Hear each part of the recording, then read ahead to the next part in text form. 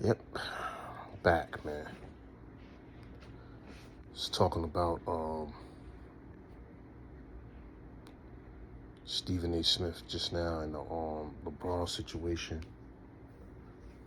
So,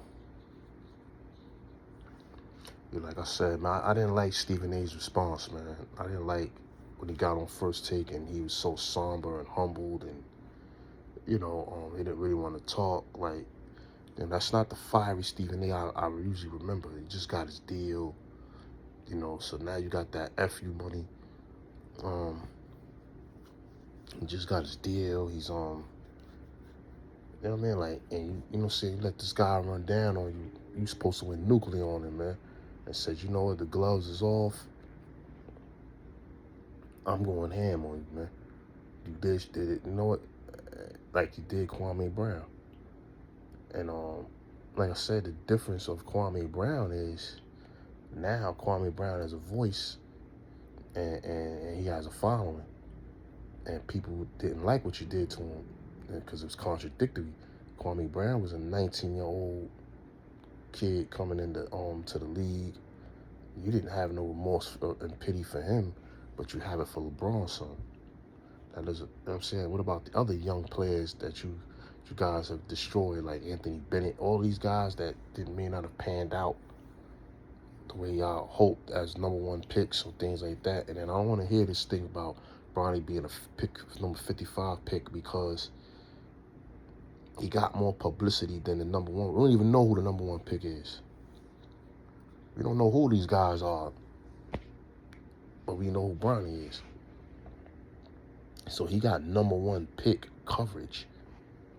You know what I mean? And we knew he wasn't worthy of that. We knew he he didn't earn it. Some people said it wasn't nepotism. It's just LeBron exercising his power. It's nepotism, man. He got his son the job.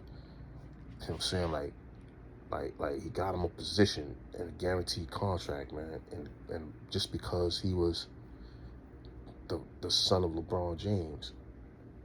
But Stephen A. didn't even say anything about his son, like to disrespect his son. He just pretty much spoke the obvious, man. And really, this was about LeBron and, like he said, his ego. And, LeBron, I don't think LeBron liked, the fact that Stephen A. got up there and was telling the truth. And, these guys don't got no backbone. They don't stand on business, man.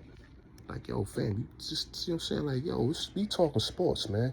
And then, like I said, this era is so sensitive, man. This era is sensitive, man. It's a sensitive era we live in, man. Like, can't say anything about, you gotta just say nice things about these kids, man, and these guys. And like I said, I blame the generation before, like right after us.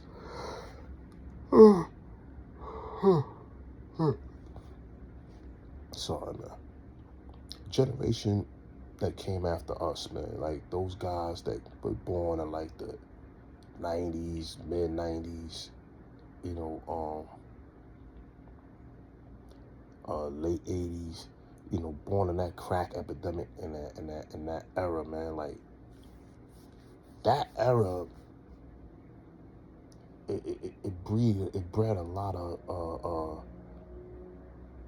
single parent homes, and that era was like the destruction of our community, man. You know what I'm saying? That era, it was every man for himself that was out here, man. You know what I'm saying? Like, kids was, we was outside at young ages, trying to hustle, trying to do whatever we did. You had a lot of broken homes, and, it trickled down to the next generation where women independence, especially in our community, was really getting to its highest, because it's like, all right, they're embracing the role of being single, and dads at those particular times were, like not around. Like, you had dudes doing what they do. And there was a lot of deadbeats, and there was a lot of guys just ignored their kids, man. Niggas was out. A lot of us was young, so you gotta remember, most dudes was kids having kids, and we were in the streets. So it's a different era than a lot more intense. A lot more was going on. A lot more focus on the streets. Everybody didn't have a phone. They didn't have all that stuff. You know what I'm saying? Like, everybody wasn't everybody was in the streets. And, women were often left to, bear the role of, parenting. And then they used the grandparents and the would help out. The aunts and uncles would help out, or you know what I mean, like sisters would help out. But the fathers weren't there. So that manly guidance, that masculine presence wasn't really in the household, man. And it goes deeper than that. We can go back into the 70s when most of our people really started getting hooked on heroin and stuff like that, post-Vietnam War, and even in the 60s when like a lot of psychedelic drugs, but that wasn't really hitting our communities as much as that heroin. Cocaine was always there, which was called a rich man's high back in the day. But cocaine, like I said, it wasn't everybody in the hood wasn't hooked up on cocaine like that. Everybody didn't afford. Once they came with crack and the freebase, made it, what I'm saying, they were able to, dudes was able to, make more money out of it. So it was a way of, what I'm saying, it was made cheaper because you can make more out of it. So, you're blowing it up, making a little bit more from, what I'm saying, you turning the coke into a profit, what I'm saying, without even selling it. So it's like, if I got 20 and I can cook this up and turn into 28 and it's still very, very potent, I'm making money off of that. I just made 8 more grams out of by just cooking it up. So of course it's gonna be a little bit cheaper, because it's gonna fly quicker. So now, when what I'm saying, like that freebase hit, and it just took our community to a different place, man. Once the heroin hit, and then the freebase hit, we weren't able to function, man. Like, either you was a fiend or you was a hustler, man. And homes were broken, man. Then you had the mass incarceration. A lot of us were getting locked up young ages. So that really caused a big divide with a lot of these kids. Particularly like in the late 80s, in the 90s into the 2000s. Our women were forced to now either raise those kids by themselves, hope their family's there, and it was tough, man. And it became embracing this, what you call it, single and independent way of thinking, and it trickled down to start trickling down to the new generation, and now that a lot of us start coming home, a lot of us getting a little bit older, mature. We realize, damn, I'm saying, our kids are growing up. We need to be there for these kids. And now you start seeing the change in fatherhood, like where, not that men never cared about their kids, because I very much doubt that. It was just a lot of brothers were so distracted, young, and we were in the streets that we didn't think about focusing on our kids. We was focusing on what we wanted to do and getting the bag, hustling. Dudes was living their lives. Like I said, these were young. A lot of dudes was young, man. A lot of these girls were young. Then it started getting to the point where girls felt like they didn't even need a man. They just wanted the kid. You had that era. That started like in the 2010s. But the independent way of thinking now is like, girls start feeling like they don't need a man and start treating, a lot of brothers, not like trash, but like, Like, y'all not needed. And, it just further divided the household, man. And then now, once these girls now seeing good men, and a lot of guys turn their lives around, and a lot of there's a lot of good men out here that are taking care of their kids and doing things like that and being responsible, getting jobs, bettering their lives and things like that. The tides started changing over the last 5 to 10 years. Guys have gotten their stuff together and gotten back on track, and we're starting to escape these drugs. What I'm saying? Even though these drugs are still there, you still have dust heads out here. You still have your K2 heads out here. Now it's different drugs, synthetic drugs, and whatever they putting in the weed. But anybody on no hard drugs like that no more. You got fentanyl that replaced, just not really replaced crack, but fentanyl's become something that's like kind of replaced heroin. The heroin's still out there. Those drugs are still there. We're not saying they're gone. I'm not saying they're gone, but they're just not as popular as it was, 15, 20, 30 years ago. So, we've gotten ourselves together, man. I'm one of the brothers that got themselves together. I was in and out of jail damn near my whole life growing up, especially once I was about 17, 18, man. I stayed in and out.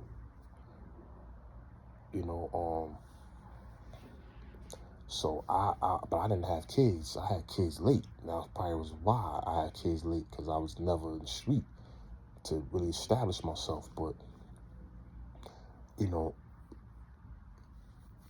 it is what it is, man. Like, and now, like I said, when you have a lot of these kids growing up, and it's a broken home. Now, even the homes are still broken. Don't get it twisted, but fathers are more in the kids' lives, but we're not seeing the relationship of the mother and father as often as we need to be. Like back in the days, 50, 60, about 70 years ago, parents would grow old with each other, which is not the case. Like I said, we've been so separated, and just the way the times is, we're just so separated that, like even right now, like fathers are in the kids' lives now. We're trying to break the cycle. We're breaking the cycle. Guys are good fathers, man, out here, man. You know what I'm saying? I used to hate when people see you with your kid. This is how bad things were. When they see a black man, I hate to use the word black, but they see a brother with a kid. My skin color's brown. My beard is gray and black. My skin color's brown, so I hate using that term, calling myself black, man. But when they see people of color, a brother, people look at you with your kid like, oh my God, like they're marveling at you, like, and it's like, yo, what the hell? I'm doing what I'm supposed to do. I'm a father. Like, I don't feel like I'm doing anything too special, like it's something out of the ordinary. But to these folks, they're looking at it like, wow, man, this guy's a good guy, man. Like, you looked at it as a good guy, man. And that's sad. Like, you just doing what, that's how bad our community got, man. But it leads up to, what I'm trying to say is, the timeline, it's leading up to an era of sensitivity with a lot of these guys, because there was no male figure there. That masculinity part of the household wasn't there. Me personally, I had a father, but my father wasn't available for me because we moved. And then not only that, I was a victim of the single parenting thing. My pops tried to be there. He wasn't mentally right at the time. He was going through a lot, and There was a lot of back and forths and, a lot of personal things going on between him and my mom. And, I was a victim of that, you know what I'm saying? Growing up, I had a stepfather for a little bit. The thing that saved me was I always had uncles, the stepfather, things like that, and I grew up around dudes. I was able to go outside and hang with other men and kids and things like that. So I was always around some type of masculinity. So, you had to be tough and things like that. You had to go outside, you had to fight, you had to be tough, man. You know what I'm saying? Like, you had to have thick skin, man. You know what I'm saying? Like, dudes pick on you in school when you ain't got good clothes, you ain't got name brand stuff. You had to have thick skin. And, the way times is now, with the timeline I just laid out, you see a lot of kids that today that don't have thick skin, man. They can't take criticism. They can't take losing. They don't want to take risks. Everything has to be nice to them. And, those are female qualities, man. And it's like, yo, fam, come on, man. We got to give you compliments all day. Like, nobody can critique you guys. You know what I'm saying? Like, and it's like, come on, man. Come on, man. Like, so a lot of these dudes, man, that you start looking at these dudes, man, and you start be like, damn, well, where was the father at growing up? You know what I'm saying? Like, is the father even there in their lives? Who was the male role model in these people's lives, like, that were able to toughen these kids up, man? A lot of them didn't have females doing it. So I seen every single man. I'm just saying, like, a lot of households was like that, man. And, these dudes is growing up sensitive, man. You got a lot of sensitive dudes out here, man. You know what I'm saying? And like I said, you got to talk nice things about them. You got to say, give them, say nice things and treat them nice. And, you can't critique them. This is ridiculous, man. Like, come on, man. Like, we be talking sports and dudes be getting all personal and nasty and calling on me. Like, fam, we just talking sports, man. You know what I'm saying? Like, and it's just a sensitive era we live in, man. And then it's a lot of, like, senseless things that happen out here. Like, people do a lot of things that just still make no sense, man. Like, you know what I'm saying? Like, it's just, you know what I'm saying? Like, I just, hopefully that this next generation coming up, we can save them. Because I don't think we can save these kids, man. They're too far gone, man. They don't have, like, now a lot of these kids, too, they don't have no regards for human life, no respect. And it's when you're raised, some of these kids are raised, not even raised like that, but some of these kids are, probably have good parents, but because of the negative influences that they're getting outside, and no one's really, like, schooling them, there's a lack of respect.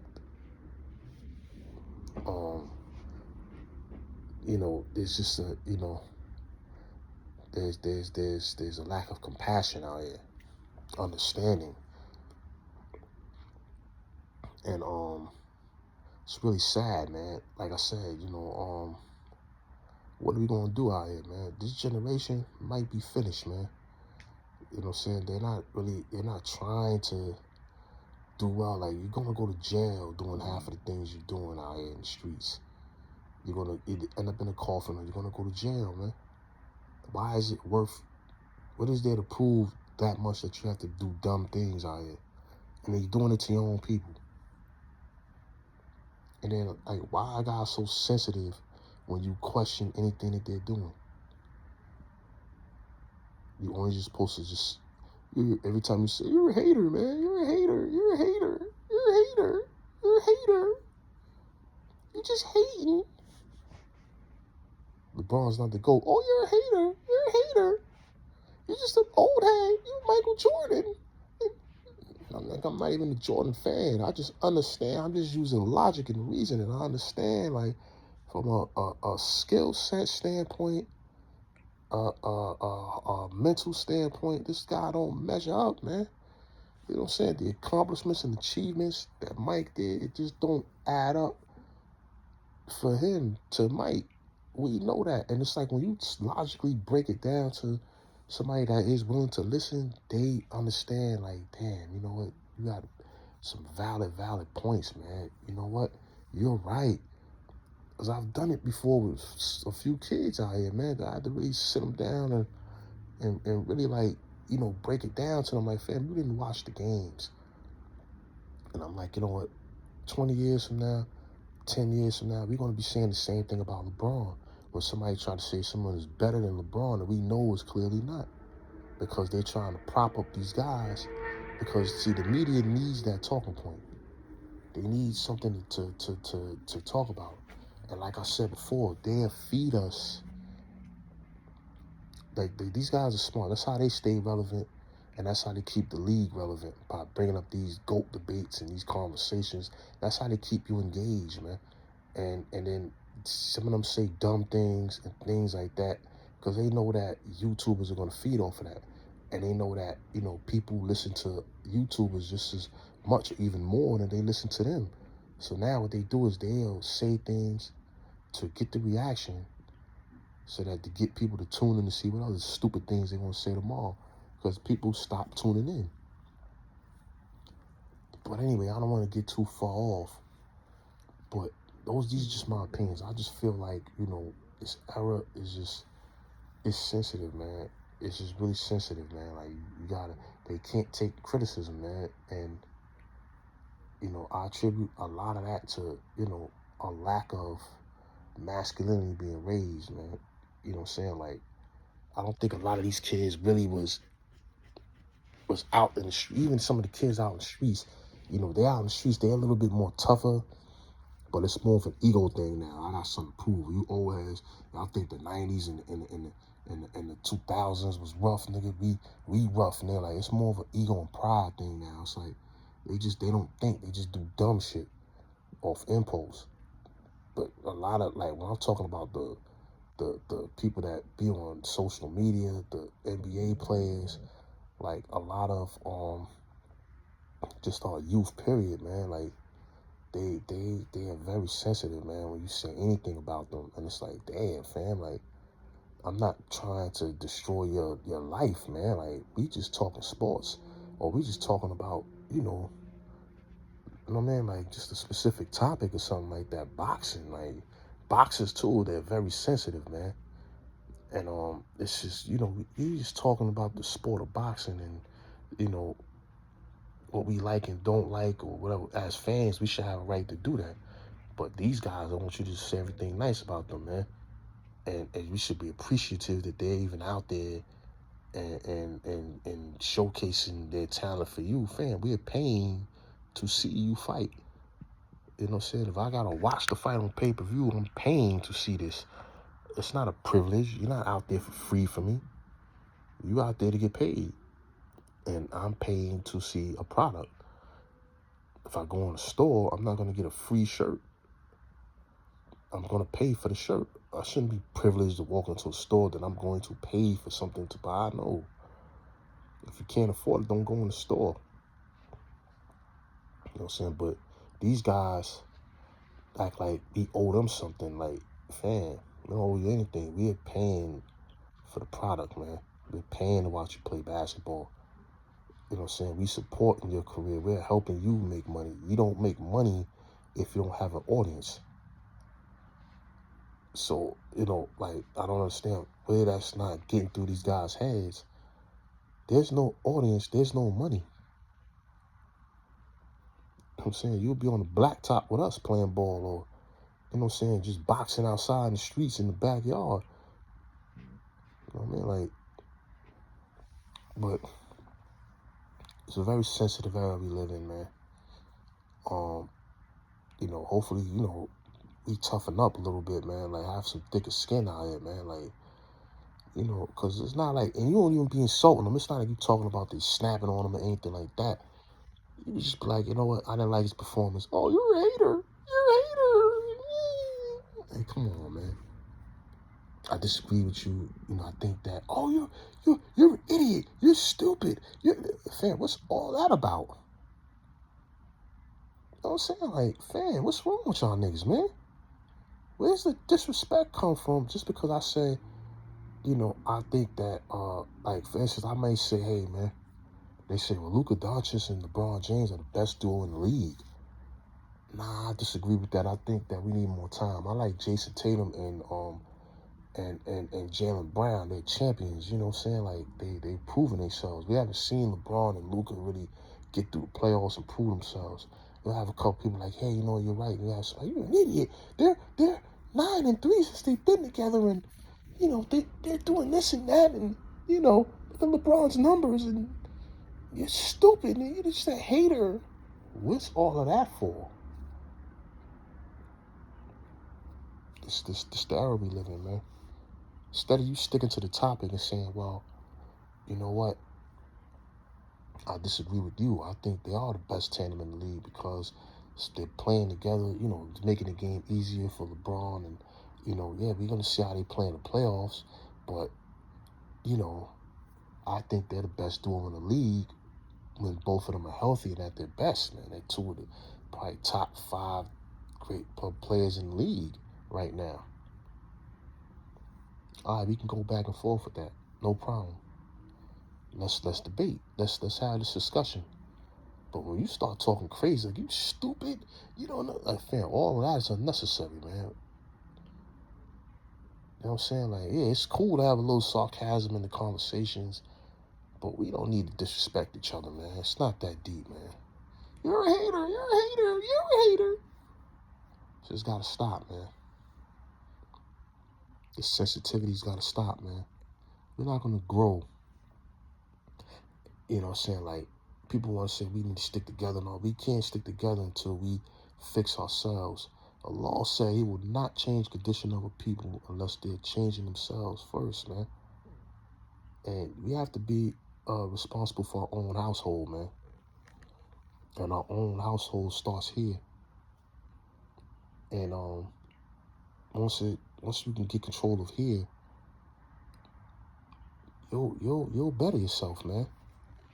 You know what I'm saying? You'll better yourself a lot, man. Don't let things rent space in your head, man. You know what I'm saying? Like, you are the common denominator of everything, man. But at the end of the day, if we don't fix ourselves, we can't fix no community. You know what I'm saying? Like, so it has to start individually, man. You know what I'm saying? And it has to, and like I said, this generation coming up, we got to make sure that they're guided in the right direction, that their skin is tough, that they're able to, you know, be able to persevere and get through crises and be able to, you know, stand tall, man, and not take everything so sensitive, man. But anyway, man, let me leave you guys alone, man.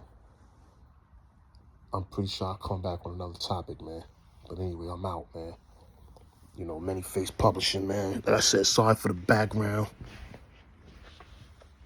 You know, we took down a poster, my daughter's poster, and it left the tape residue on there, but I had to scrape that off, man.